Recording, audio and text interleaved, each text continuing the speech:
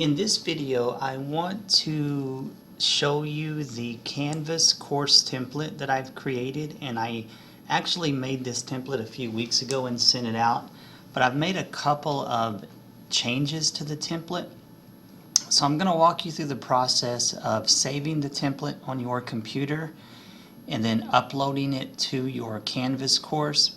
So if you've already used the previous template that I sent out and you wanted to make some changes, the easiest thing to do would be to just manually make those changes. If you have a course that you have not uploaded a template to yet, then this would be a good time to use the new template. So the first thing that's going to happen is in your email you'll get a message from me that has the template attached. Now you don't want to try to open this template on your computer. There's really no program on your computer that's going to open it, and there's no need to open it. So all that you really need to do is save it. Now I usually use Mozilla Firefox, and when I use Firefox, if I click on the download button, it gives me the option to save the file, and when I do that, I can choose where I want to save it. So I'll just put it on my desktop. Now what I've seen with other browsers is when you choose to save it, it saves it in your downloads. But I like it to be as easy as possible, so I use Firefox, and I'm just going to save that template on my desktop. Now to import that template, I'm going to go into a Canvas course. On the bottom left, I'm going to click Settings.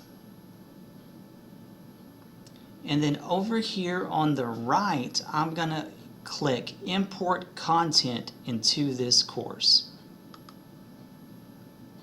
And so then from the drop-down menu, I'm going to choose the second option, which is a Canvas Course Export Package. I'm going to go ahead and browse for that file on my desktop, which it's this file right here. Just going to click on it and click Open. I'm going to choose All Content. And I don't need to do anything about adjusting the dates because I have not really put any dates into this template. And then I'm going to go ahead and click Import. And so it's going to run. This particular file doesn't usually take that long, so once it's done, I'll be able to show you what it does to your course.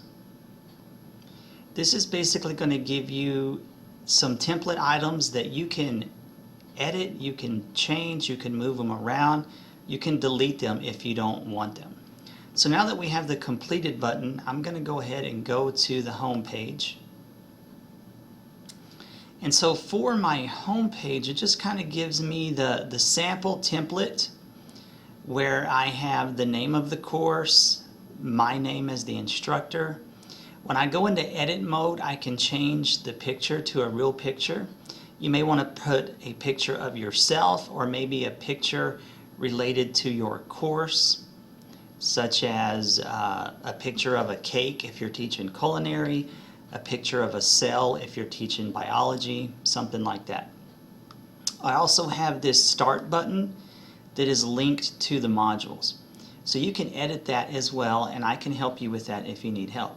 So once I click this or students click this, it's going to take them directly to the modules page. So right now I basically have a template set up for your modules, which you can change.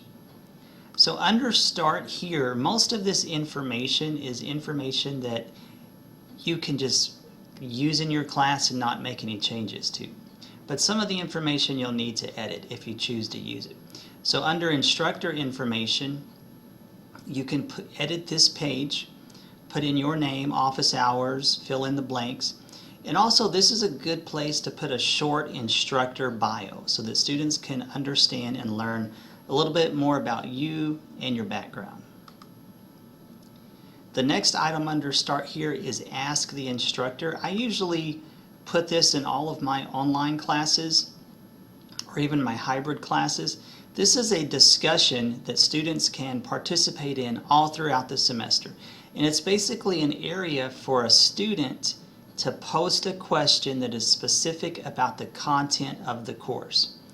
And I usually try to make sure that I answer those questions within 24 hours. The good thing about this is students can also collaborate with each other. And I'm okay with another student answering a question as long as I check it and make sure they gave the correct answer. It's a good way for students to kind of build community and work with each other. But I will go in and answer the question. And one of the things I always do is I remind my students this is only for information about the course, the assignments, things like that. If you have a personal question or issue, make sure you send that to me as an email in the inbox. There's also links here for the help guide and the help desk for Canvas and things like that. Then I basically set up a module for each week of the semester just to kind of give you a guide. You can go in and you can edit these titles. So you could edit where it says unit/chapter 1. You may want to call it week 1. You may want to call it unit 1. You may want to call it chapter 1. Basically whatever you want to call it.